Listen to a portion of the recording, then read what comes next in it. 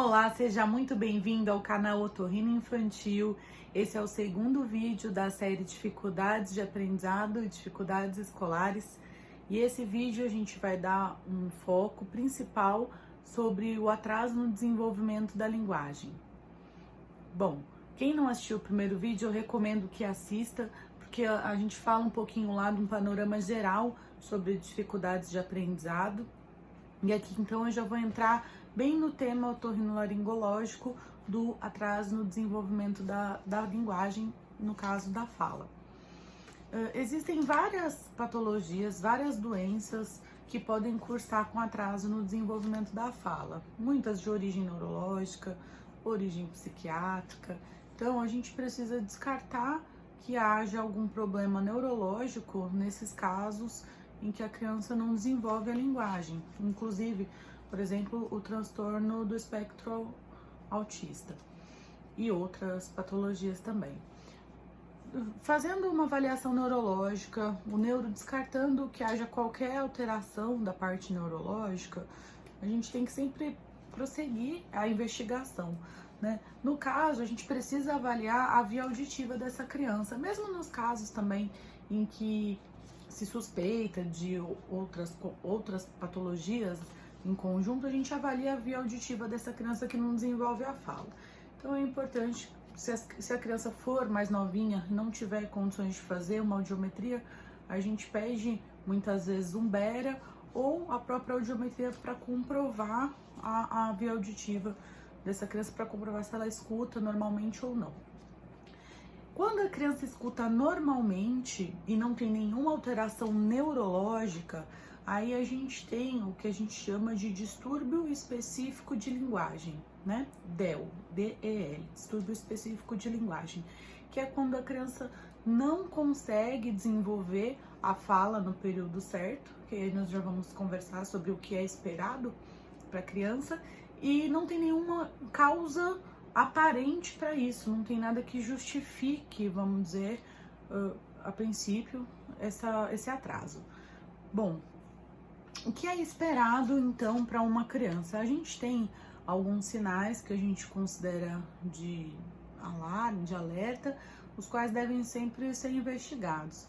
Então, quando a criança não balbucia, não emite nenhum som até os 12 meses, até o primeiro aninho de idade. Então a criança precisa emitir algum som, não necessariamente um som que faça sentido, mas precisa emitir sons, balbuciar até os 12 meses, até um ano de idade.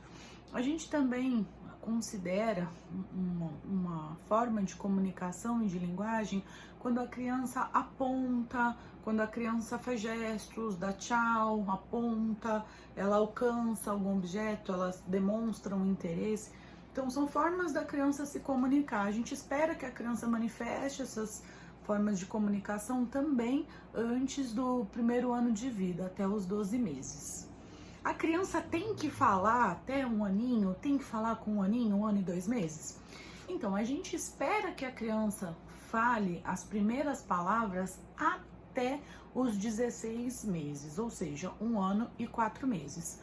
Em geral, mais ou menos com 1 ano, as crianças começam as primeiras palavras.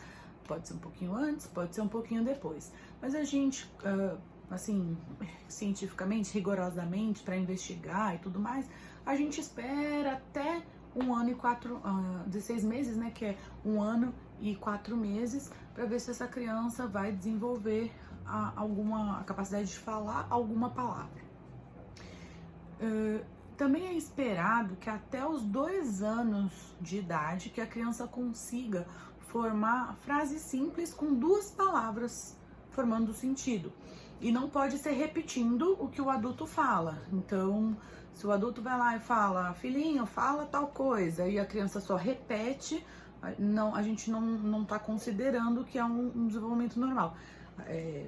Isso é bom, isso estimula a criança, mas o que eu quero dizer é, para a gente avaliar, a gente precisa que a criança espontaneamente fale 2 palavras na sequência, formando uma frase, né, que essas 2 palavras tenham uma conexão e lógica.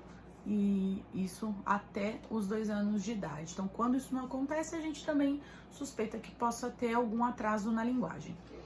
O que eu acho muito importante, por isso que eu quis fazer um vídeo exclusivamente para falar sobre isso, é falar sobre alguns comportamentos da criança e dos pais que podem atrasar o desenvolvimento da linguagem da criança.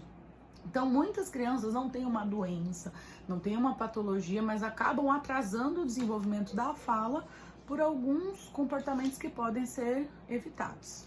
Então, a gente já sabe que a Associação Americana de Pediatria já recomenda que não se use tablet, celulares antes dos 2 anos de idade. Então, na verdade, assim, não é que não deve, realmente é contraindicado, porque pode prejudicar. Eu já tenho estudos que mostram que isso prejudica o desenvolvimento, o aprendizado. Ah, mas não pode ser um joguinho educativo? Então, na verdade não. Por quê? A criança, para ela desenvolver a fala, para ela aprender habilidades, ela precisa de um contato humano real e não virtual, na tela. Então, quando ela tem esse contato na tela, ela fica alienada do que acontece ao redor. Então, ela não vai aprender através da tela, ela não vai ter o mesmo contato e o aprendizado que ela teria com o ambiente externo. Na verdade, isso acaba isolando ela do estímulo externo e aí dificulta, ela vai atrasar realmente o desenvolvimento da fala. A partir dos 2 anos, até começa aos poucos a ser liberado, inclusive televisão também, viu, gente? Até os 2 anos de idade não é recomendado. Então, a partir dos 2 anos começa a ser liberado aos poucos, mas sempre a gente tem que ter, acho que, bom senso, né? E fazer as coisas assim com parcimônia, com muito cuidado, porque isso realmente pode atrasar, fazer com que a criança tenha um atraso no desenvolvimento não só da fala, mas do aprendizado de uma forma geral, não é? Outro comportamento também, outra coisa que acontece com uma certa frequência é em relação à introdução alimentar. Então, a partir dos 6 meses de idade, só para relembrar que até os 6 meses o indicado é que a criança tenha a amamentação, aleitamento materno exclusivo. Quando isso não é possível, os pediatras recomendam o uso de fórmula, né, nos casos indicados, quando a mãe não consegue amamentar, enfim. A partir dos 6 meses de idade, começa a introdução alimentar. E o que acontece? Então, essa é uma fase de transição e muitas vezes a mãe entende que aquela criança, ela precisa dos nutrientes da comida, então por isso que começa a colocar comida. E a mãe, para tentar suprir essa questão de nutrientes, ela fica naquela neura de, vou fazer uma papinha com um monte de coisa, bate tudo no liquidificador, uma papinha cheia de 1000 coisas para ter um monte de vitamina, proteína e dar aqueles nutrientes para a criança. E na verdade, a introdução alimentar, o objetivo, né, inicial, não é que a criança supra as necessidades nutricionais. Então, dos 6 meses até 1 ano de idade, a gente ainda espera que a principal fonte de nutrientes dessa criança seja o leite, de preferência materno, quando não for possível, fórmula. Mas a introdução alimentar é para a criança perceber as texturas e para estimular a musculatura da boca, né, do palato, a linguinha, a musculatura aqui, né, da bochecha. Então, tudo isso vai fazer com que a criança estimule e fortaleça essa musculatura. É uma das funções. Claro, também aos poucos a criança aí percebendo a questão do paladar, entrando em contato, absorvendo os nutrientes aos poucos. Porém, o erro é o seguinte, é bater tudo sempre na mesma consistência de papinha todas as vezes e não ofertar texturas diferentes, com alimentos diferentes, não estimular de fato a musculatura, o desenvolvimento dessa criança. Então, a gente percebe isso, principalmente aquelas papinhas industrializadas que já vem pronta, sabe? Tudo batido. Então tem que tomar esse cuidado. Então tem que ter muita orientação, tem que ter um pediatra que acompanhe, né? Que faça uma puericultura bem de perto para orientar certinho essas mães como que deve ser introduzida a parte alimentar para a criança conseguir desenvolver a mastigação correta, porque o mesmo músculo que mastiga é o músculo que fala, né? É a musculatura da orofaringe. Uma outra coisa também que a gente vê que acaba atrasando, pode atrasar o desenvolvimento da linguagem, é o uso de chupeta. Por quê? Crianças que usam chupeta o tempo inteiro, que ficam o dia inteiro lá com a chupeta na boca, acaba falando menos, porque a chupeta tá lá, então a criança não fala. Inclusive, isso é um recurso até que eu vejo no consultório, ó, quando a criança fica falando, e a mãe tá desesperada, tá, ó, põe a chupeta na boca para parar de falar. Então, é uma coisa que tem que tomar cuidado, né? Porque às vezes isso pode acarretar num atraso também.